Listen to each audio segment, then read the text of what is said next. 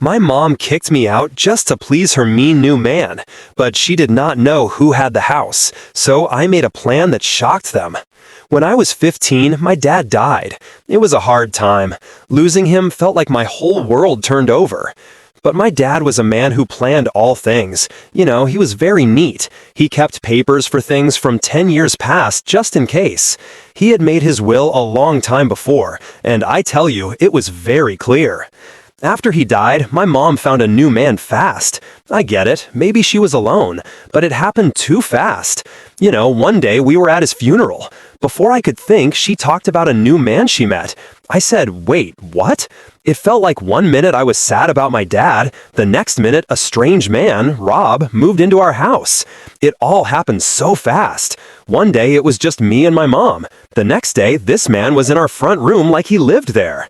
Rob was, I think, okay at first, but it felt wrong to me. My dad's things were still all over. His chair, his tools, even his best cup he used each day. It was like he was still there. Then Rob came and all those things went away. My mom would say, we need space for Rob's things. And I thought, why so fast? Rob did not pay to live there. It felt like she made my dad go away little by little. That hurt me. Some months after my dad died, I got news about what he left me. I remember that day well. It was the one time I felt things were good. My dad's lawyer had me sit down. He told me all. My dad gave all to me, no money to my mom. I think it makes sense. They were not married. The law said she had no right, but it still surprised me. At first I said, wait, is this true? I did not know what to do. I was just a kid. Then they told me I had houses and money. It was too much for me. But my mom was mad. She tried to seem okay, but I saw it in her eyes. She did not think this would happen. She thought she would get some. But no, all was mine. My dad made the will so she could not fight it. He was very careful. He made sure all was safe. If she tried, she would lose. At first, she tried to be nice. She said, I am happy for you, dear. Your dad loved you. But soon, she started to push me. She said it would be good if I gave her some. She said it would show I was good to her. She said it was my choice. But how she said it, I felt pushed. One day she made a plan. She asked if I would give her one of the houses. I stood and looked at her. I thought, is she serious? She said it would help with Rob. He would feel safe. He would feel part of the family. She wanted to show he was welcome. She put the house in her name. In her mind, this was to make him feel good so they could be together. But to me, it felt she chose him, not me. I was 15. I just lost my dad. I was trying to live each day. And she asked me to give up what my dad left me. She wanted to make her new man happy. It was like she did not think how I felt. I am her child. I told her I could not do it. My dad's will said I could not use any of it until I was 21. The look on her face, I will not forget it. She tried to hide it, but she was mad. I think she knew she could not change it, but she still tried. She asked me sometimes. She said, are you sure you can't give me one house? Each time I had to tell her I could do nothing. It was not my choice. My dad made it this way. Truth is, even if I could give her the house, I would not. It would feel wrong to my dad. This was how he took care of me. He made sure I would have a good life. I would not mess that up to make my mom's new man feel good. And Rob had kids. My mom tried hard to make them feel welcome. They were okay, I think. A son who is 18 and a daughter who is 19. My mom wanted them to feel good. She made sure they had all they needed. She was not all bad to me. She still acted like my mom, but she treated them better than me. I saw them go on trips together. She would say it was a good plan. She said, don't you want to see your dad's mom and dad? Every time they made plans, she said I should go somewhere else. I knew what she meant. She did not say I could not come, but it was clear she did not want me there. When you are a kid, you don't know what to do. You just do it. You hope she will change, but she never did. I spent many weekends with my grandparents. They were good. But when I heard about those trips, it reminded me. My mom chose her new life, not me. When I think back, my dad must have known this could happen. Why else would he give all to me and nothing to her? Maybe he saw how they were. Or maybe he just wanted to make sure I would be okay if he died. For any reason, I am glad he did it. but it made things hard with my mom. I felt stuck. I had to keep what my dad gave me. I also had to deal with my mom and her new family. This is how things went for some time. Rob felt more at home. My mom made his kids feel at home. And me? I kept away. I tried to have no fights, but it was not easy. I was only 15. I tried to understand all. I knew things would not be like before. When I was 17, things got bad between me and Rob. At first, I tried to stay away from him. He was my mom's man. I did not care. I did not care about him. But he acted like he was the boss of the house. Then things got bad. It was my dad's house, right? And he moved his things in. He was mean to me. He told me what to do. He did not hide it. He would say, "Dear, you must show more respect here. You need to learn to behave." I sat and thought, who does he think he is? I thought, he is not my dad. He does not own this place. So I fought back. Each time he tried to make a rule, I told him the house was not his. I called him John Conroy. It made no sense, but it made him mad. That was good for me. Each time he told me what to do, I said, "Okay, John Conroy, I will do it." And that made him very mad. Things got bad between us. It was like a quiet war. He would say things, I would say things back. My mom tried to make peace. She would say, "You two need time to know each other," or "Rob is just trying to help you grow up." But I knew it was not about that. It was about power. Rob wanted to be the boss. I would not let that happen. And my mom took his side more and more. She got mad at me for not being nice to him. She said things like, "You must know Rob is part of our family now." Our family? Like we all said yes to that?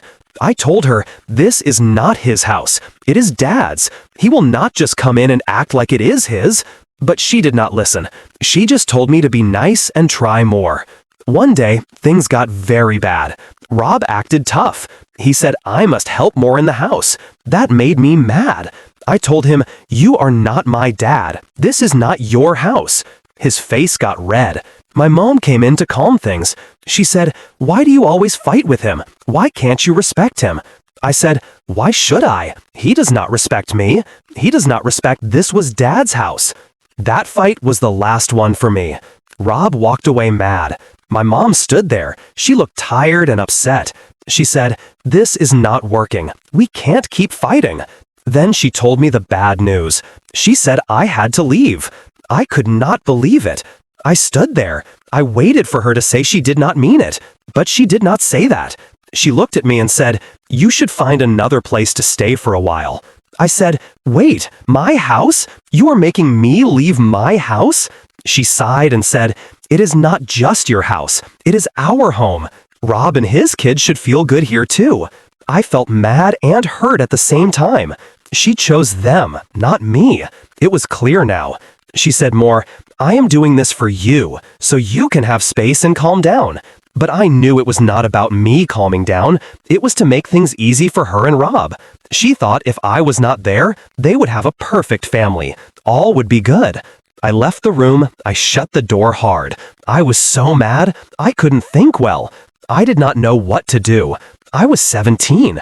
I did not have a job with enough money for my own place. All my things were in my house. I went to my room. I put my things in bags. I did not know where I would go, but I knew I could not stay there. My grandparents helped me. They were always there for me, even when my mom was not. They said I could stay with them. I said yes fast. My grandpa got me that night. I sat in the car. I looked out the window. I felt nothing. It felt like all broke in one day. My own mom made me leave the house my dad gave me. When I moved to my grandparents' house, I felt safe. They were great. They never made me feel I was a problem. My grandpa tried to make me feel good. He said, "You are always welcome here, kid. Do not let anyone tell you different." I needed to hear that. After all, with my mom, it felt good to know someone helped me. But my mom came to visit. She acted like all was fine. She would say, "I love you. You know that, right? I am just trying to keep peace." It was like she tried to feel good about what she did.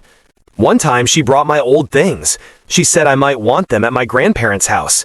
I looked at her and thought, "You want this to seem normal, but it is not." She would say she did what was best for all. She said Rob needed space to feel at home. She said I would understand. One day, I just nodded, but inside, I felt she was making her choices seem right. She would say, "You will always have a home with us when you want." I tried hard not to tell her it was not my home now. It was Rob's home. It was hard to see her and not be mad. She should be on my side, but she was not. She chose a man she knew for 2 years over me, her son, and she acted like it was good for me, like making me leave was her way to help me grow up. After some time, I stopped talking much at her visits. I was nice, but I did not let her excuses bother me. I thought about school, friends, and my grandparents. They became my real family then. My grandma would tell me, "You have us, and you will be okay." Even though I still felt mad and hurt, having them made things a bit easier. I think deep inside, I knew my mom would not be the parent I needed. She cared too much about her new life with Rob and his kids. And me, I just reminded her of the old life she wanted to leave. So I started to leave it too. I thought if she could pick Rob over me, I could pick to care about myself. At the end of the day, I knew my grandparents helped me. That was enough. I learned to be by myself, even without my mom. That was the best thing I learned then. When I finished college, I knew it was time to look at the houses my dad left me. All the time with my grandparents, I thought the houses were my chance to make something for me. My dad planned all so I would have a good life without him. I would not let that go to waste.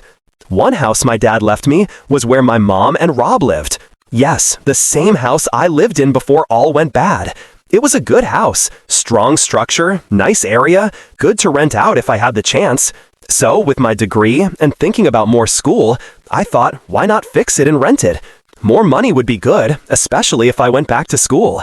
I knew I had to tell my mom. I did not think it would go well, but I had to do it. I went to the house one day. I was ready to talk. The plan was easy. I would tell her I wanted to fix the house. I would give them time to find a new place. It would be hard, no doubt, but I thought if I was nice, she might understand. But that plan did not work. I knocked on the door, no one answered. The house was quiet, their car was not there. I thought they were out, so I waited. But after some time, I knew they would not come back soon. I called my mom's phone, I left a message, I sent a text, I said I came to talk. No answer. So I went back to my grandparents' house. That night, I found out they were on a trip. My grandma said it like it was nothing. "Oh, your mom and Rob went to Florida for some days." I thought, really? I try to talk about my house. They are at the beach. I know people need rest, but a warning would have been good. I waited more days. I hoped she would call, but nothing. No call, no text, just quiet. It made me mad. I felt she was avoiding me. That made things hard. I needed to go on, but I couldn't if she kept avoiding me. So, after waiting, I decided to do it myself. I knew the law said the house was mine. My name was on the paper. I paid the house tax each year, so I had the right to take charge. I decided to change the locks. Yes, I know it sounds like a big step, but it was the only way to show I was serious. I needed to start fixing the house. I could not let them use it like a trip house while I tried to go on with my plan. So I did it. I called a lockman. He changed the locks. I made sure I had all the keys. While there, I looked around. It felt strange to be in the house I grew up in, but it felt different. It did not feel like my home now. It felt like a strange place with my mom and Rob's things all around. Seeing it that way made me more sure to do my plan. The next day, my phone rang a lot. My mom had come back. She was very mad. I had many missed calls and angry messages from her. She wanted to know why they couldn't get in. She said, "How could you do this to us? This is so not nice." I could feel her anger through the phone. I knew she would be mad. But hearing her like that hurt more than I thought. I answered when she called again. She shouted before I could say hello. She said, "Why did you lock us out of the house?" I tried to stay calm. I told her I tried to call her for days. I wanted to talk about my plans. She did not want to hear. She said, "You can't just make us leave. We have no other place to go now." I said I gave them much time. I had the right to take back my house. I told her I planned to fix it. I told her before, but she did not listen. She said, "This is my home. You can't take it from me." Then I knew I could not reason with her. In her mind, it was not about what was right or fair. It was about what she thought she should have. So I had to be firm. I told her they had 2 weeks to find a new place. I did not want to be mean. I wanted to give them time to move their things. But 2 weeks was all I could give. I told her after that, the fixing would start. They could not stay. The quiet on the phone was worse than the shouting. When she spoke, her voice was low and cold. She said, "I never thought you would do this to your mother." It hurt me, but I knew if I gave up now, I could not go on. This was about me taking charge of my life. Sometimes that means making hard choices. After that, she did not call me the rest of the day. But the next morning, I went to the house to get ready for the fixing. And who was waiting for me in the drive? My mom and Rob, both looking very mad. Rob tried to get close to me. He wanted to scare me to let them stay. He said, "You think you can just make us leave? You have no right." I did not step back. I told him, "This is not your house. It never was. I pay for it. I make the rules." He was very mad, but he could not say no to that. But my mom started to cry. She said I was not fair. She said I was making them have no home. She said I acted like my father, and not in a good way. It hurt, but I stayed calm. I tried to be nice. I said, "Look, you have 2 weeks to find a place. I give you that time. But I need to start fixing the house soon. This is my house. I do what is best for me." She just shook her head. Tears ran down her face. She said she could not believe how cold I was. Rob stood there trying to look tough, but I knew he had no power here. It was not easy to see my mom cry. It was not easy to see how mad she was. It was bad. I felt bad, even though I knew I had to do it. But I also knew if I let them stay, I would never get them out. This was my chance to take back what was mine. I would not let it go. When they left, I felt like a big weight was off me. But at the same time, my chest felt tight. I knew I did the right thing, but it still hurt. I drove back to my grandparents' house. I knew I had to do this, no matter how hard it was. So after I told my mom and Rob they had 2 weeks to leave, I thought things might get a bit calm. I thought they would be mad at first, but then they would pack and accept it. They had no other choice. But things are never that easy. My mom did not deal with it quiet. She made it as dramatic as she could. The next day, I went to the house to get ready for the fixing. I wanted to see the backyard. I wanted to measure for the work I planned. A workman would come in a few weeks. I wanted to make sure all was ready. I was there with a notepad making notes. I heard the back gate open. I turned. My mom came in like she was on a mission. She was very mad. She started yelling before I could say anything. "How could you do this to us?" she shouted. Her face was red and puffy. She went on. She moved her hands in the air. She wanted to know how I could hurt my own family. She said, "We have no other place to go. What do you want us to do?" I tried to stay calm. My heart beat fast. I told her, "Mom, I gave you 2 weeks. You have time to find a place. I am not making you leave with no warning." But she did not listen. She went on and on. She said I was selfish. She said she gave up so much for me. And that hurt me. It was like she tried to make me feel bad for wanting my own space back. And then Rob came. He had that same tough man look. He thought he could change my mind by staring hard at me. He said, "You think you can tell us what to do because you own this place? We built a life here." I said, "No, Rob, I built a life here. This was my dad's house. I take back what is mine." I knew he did not want to hear that. He got very worked up. For a second, I thought he would try to hurt me, but my mom stepped in. She put her hand on his chest. She told him to calm down. She turned to me. Her eyes had tears. She said, "Please, we need more time. We have no other place to go." Then Rob's stepdaughter, the 19-year-old, came out crying. I did not see her until she came to the porch holding her stomach. Then my mom said fast, "She is going to have a baby. You can't do this to her. You can't make us leave when she will have your grandchild." That hit me hard. I did not expect that. For a moment, I just stood there. I did not know what to say. It felt like they used everything they could to make me change my mind. And yes, I felt bad for her. She was young. Having a baby is hard. But at the same time, I knew I could not let that change things. I took a deep breath. I told them, "Look, I am sorry she is going through that, but this is still my house. You have 2 weeks. I do not ask you to leave today."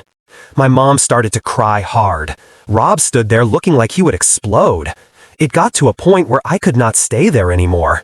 I told them I made my choice. I need this place back. I will come in 2 weeks to check. Then I walked out. It was not easy. I could hear my mom still yelling as I left. She called me heartless and selfish. She said she could not believe her own son would do this to her. But I had to keep walking. If I stayed there longer, I knew I would start to doubt myself. I could not do that. When I got back to my grandparents' house, I tried to think about my plans for the fixing. I looked at all the papers, I read my notes, I tried to think clear, but it was hard. I kept thinking about my mom and what she said. I started to feel guilty. No one wants to be the bad person, especially with family. Then my phone buzzed. It was one of my mom's family, an aunt I barely talked to. She said, "I heard what happened. I have to say, I am disappointed in you. Your mom is in a hard spot. You make it worse." She went on about how I was mean. She said I needed to help my mom because that is what family does. It was not just her. Over the next days, I got calls and texts from other family. They all said the same thing. They called me selfish. They said I should give my mom more time, or just let her stay. They acted like I was the bad person, like I made her leave for fun. No one seemed to get this was about my future too. At one point, my grandma saw how stressed I was. She sat me down. She said, "Listen, you did what you had to do. Do not let them make you feel you are wrong. Your dad left you this house for a reason." That helped a little. It was good to have her on my side, but it did not make the calls and messages less annoying. The worst part was when my mom's family sent a long message. It said my mom was in the middle. I needed to show care because she tried to keep peace. That one made me mad.